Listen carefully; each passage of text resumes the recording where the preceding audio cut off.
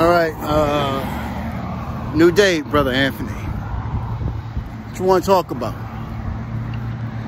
How do you don't mind me, Tariq, if you being a Muslim, how can you love more than one wife?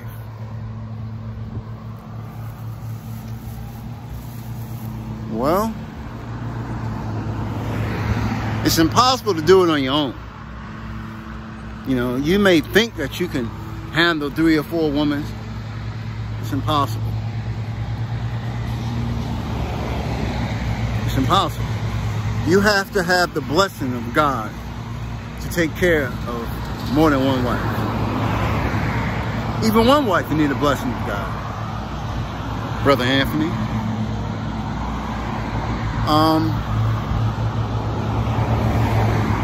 I don't know. In your situation, I don't know if more than one wife will make you better, because you still, it seems to me, Brother Anthony, your problem is you feel that life is going to be how it is now. That's probably why you feel the way you feel. You feel that life, the rest of your days, is going to be how it is now. If God spoke to you, He got something better for you. But you just have to believe, brother.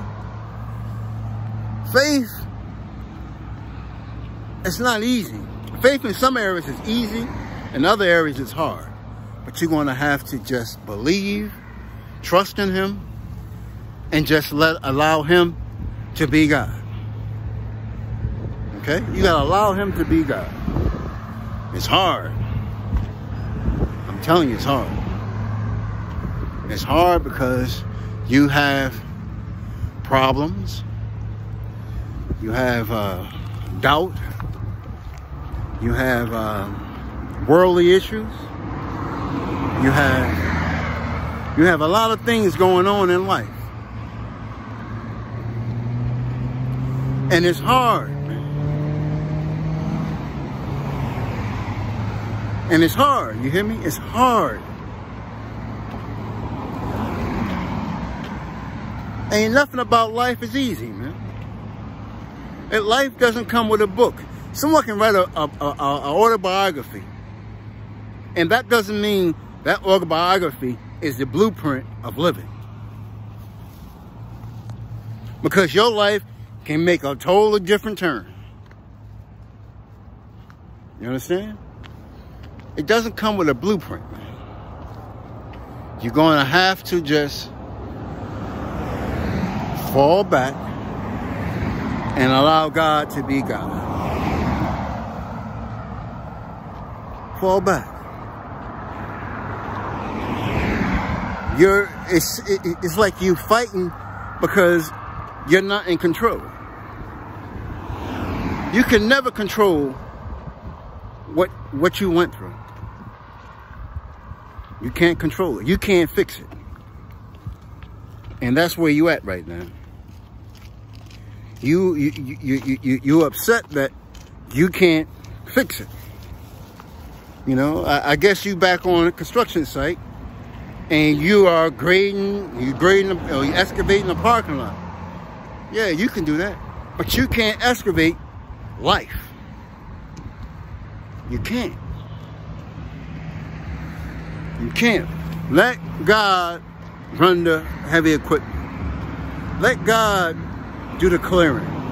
Let God do the excavation. Let God do the grading. Let God do the finish grading. Let God do the paving. Let Him do it.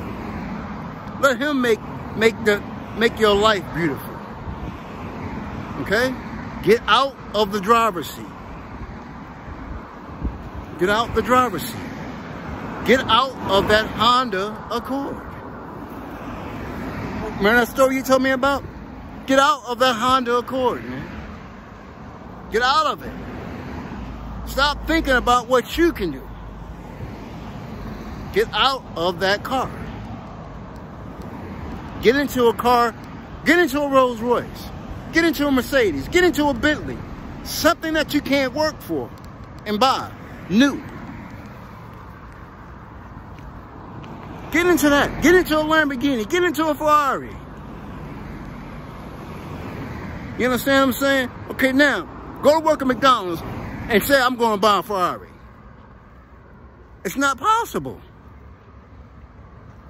So get out of cars that you can work to afford. Get out of that on your business plan. Stop getting things in which you can buy. Start going bigger. You have to go big. Get out of that Honda Accord. Get out of it. You understand what I'm saying? Get out of things which you can work and buy. Get out of the $200,000 house. Get out of the $100 suits. Get out of the $35, $45 pair of jeans. Get out of that. That's the best advice I can give you. Go big. So now you can see God. Because you can't work. You put on your resume. You take the most income in your resume. Can't buy you a Lamborghini. Can't buy you a Rolls Royce. Can't buy you an Airbus jet. Can't buy you a mansion. Go there. Stay there. Stay in faith. That sounds good, Brother Tariq. Sounds good. Because I asked you a question. Why is it that when I was working, they kept putting bad mouth in me and saying that I'm coming at them? Well, let me put it to you simple. And I can't put it to you, I'm going to tell you two things. I'm going to put down in your folder to go get marijuana. I'm going to get you a medical card. Because you won't be successful. You won't have a healthy mind without marijuana. You have to go back to the day of your last happiness. And marijuana wasn't criminal activity in your life. You have to go back to it. Go back to it. Now, we can never say, or we can never predict what other people think. Okay? It might have been God. You never know. It might have been God using them to stop you from working, to get you to this point.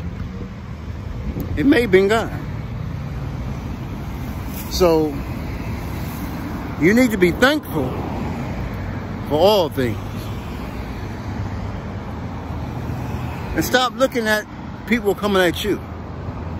Be thankful for everything that happened in your life, for the breath you have in your body today, for the sun shining today, for seeing another Mother's Day. Thank God for coming out of 2020. 2020, a lot of us didn't make it. Be thankful of the small things. If you start giving him thankful for small things, it'll be easy to give him thankful for big things. Forget about the past. Okay? Now, what you need is a prayer partner. You need someone to pray to. That's the problem. See, I don't know what type of status you got or what type of friends you got, but I don't know. You need to be around someone that has the same type of faith as you. You need to be around. You need to be around rich. You need to be around people that's wealthy. You need to go to like a cigar club. Be around rich, and stop staying around poor people. Poor people has a poor mentality. You understand what I'm saying? I got nothing against poor, but you have to surround yourself with better. See, the wrong thing they have done is confined you. You should never been confined. You should be able to go freely. But to go freely, you wouldn't have been, yeah, I don't know. Because if you would have been able to go about, you would have left. You would have left. Because you've been trying to get that Honda Accord. So, I'm telling you, when you see a Honda, walk away from it. When you see something under $50,000, a car, walk away from it. You need $100 grand or better car. Something you can't work for. And put that on your business plan and work faith. Okay? Stay in business. Keep your mind on business. Stay away from everything else. Keep your mind on your business plan. That's the best advice I can give. Keep your mind on it. Okay? Keep your mind on business and put things on your business plan what you can't work for. And give it to God. Print it out, seal it, send it to heaven. And let God be the bank. Okay? Now, and another thing, you have to stay clean. Wash. Whenever you feel dirty, take a bath. Now, I know you live in a house with, you rent a room. Let me explain something to you with the room. There's different spirits. People dirt goes in the atmosphere, and if you are pure, it comes on you. So stay clean. Stay clean. Whenever you feel dirt, just go clean up. You'll feel better. And if you want to follow Islam, when you're walking and when you start to sweat, slow down. Don't walk fast enough to sweat. Just take your time. Take your time in whatever you do. Just take your time. When you talk, take your time. When you are in a conversation, take your time. When you are when you are meeting a woman, take your time. When you're talking to your kids, take your time. Everything, take your time. Let your mind catch up to your speech. Okay? Don't let your speech go faster than your thinking. Take your time. That's all. Just take your time. And if you have to come outside every now and then. You just gotta open the door and just feel some fresh air. Do that. But you gotta understand, there's different people in the house that got different spirits.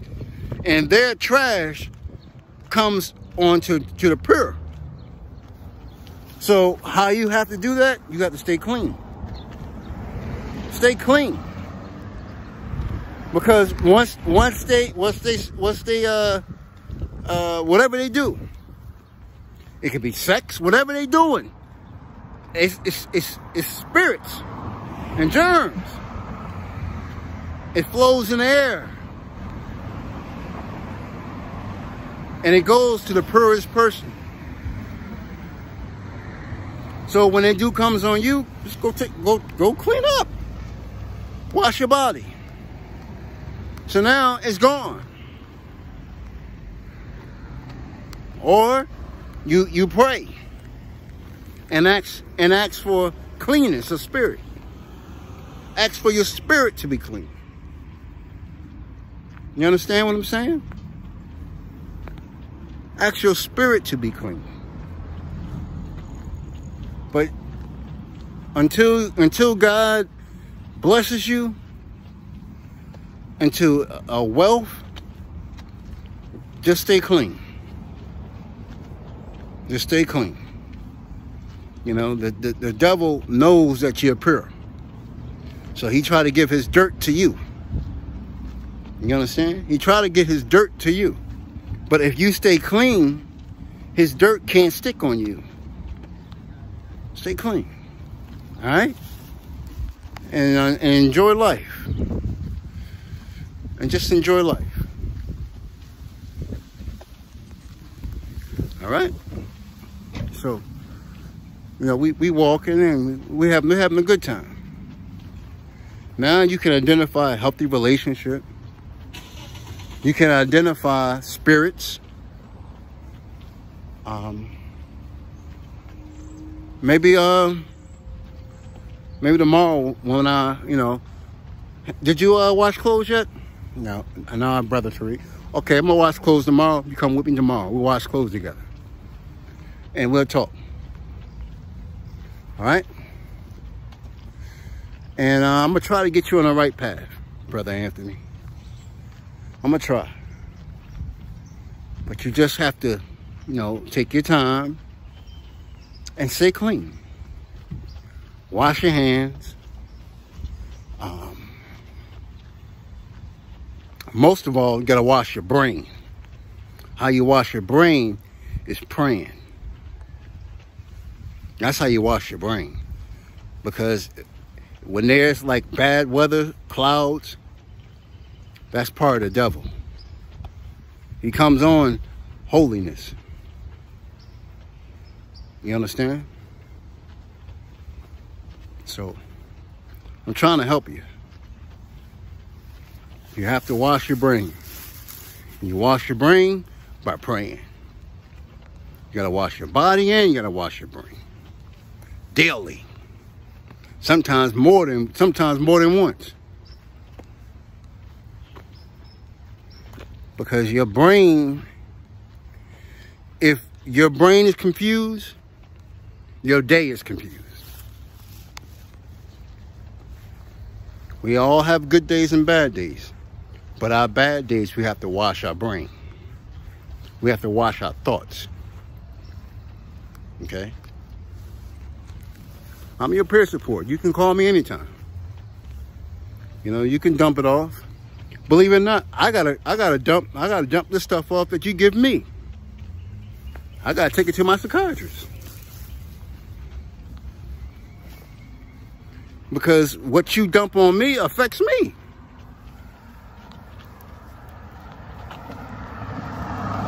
You understand? It affects me. It affects my life. It affects how I do things. It's like you take virtue from me. And I need virtue back. So this is what I'm trying to help you. You understand? When you dump off your stress, I picks it up and I cleans you. Then your stress is all on me. It's all in my backpack. It's weighing me down. Now, I got to find someone to dump it off. I got to talk to my psychiatrist. You understand? When I talk to my psychiatrist, I don't talk about you. I got to talk about me. I got to worry about relapsing. You know? That's just life. Don't think that I don't go through problems. I go through problems just like you. But I got the training where I have to do a self-advocate on myself. I gotta see what is the symptoms of a relapse. You understand what I'm saying? I gotta see what the symptoms of a relapse. My relapse is maybe I'm going to get a drink. Maybe I'm going to get a drink. Or maybe I'm going in maybe I'm going in the wrong environment. That's my relapse. Or I'm looking for attention. That's a relapse. You know what I'm saying? That's a relapse. That's a relapse of depression. You understand? So you have to understand where you understand how you relapse. When sometimes you can relapse of you trying to uplift yourself. That's a relapse. Because you try to make yourself feel good because you're hurting. It's a relapse. You understand what I'm saying? Anytime a person that's trying to make themselves bigger than what they are, it's a relapse. They are relapsing because they're hurting. They're in depression. And they need some type of attention to dump off their hurt. It's a relapse. Okay? So you got to identify these things. So all right, so tomorrow we'll talk. You know? You got a bus for anything? How you gonna get home? I would take you home, but today I gotta do something at the house. So do you have a way home? Yes, Brother Roberts, I got a way home. All right. So we'll hook up tomorrow, okay? All right. Now keep your head up. Remember, you gotta wash your mind. Pray. You gotta pray. Because you don't have no one humanly that you can relate emotions to. So all your emotions is spiritual. Your stress is spiritual. So you gotta wash your mind. Okay? You gotta wash your body and you gotta wash your mind. Alright? Alright, here come the bus. So get on the bus, brother. We'll talk. All right. Peace, brother Anthony.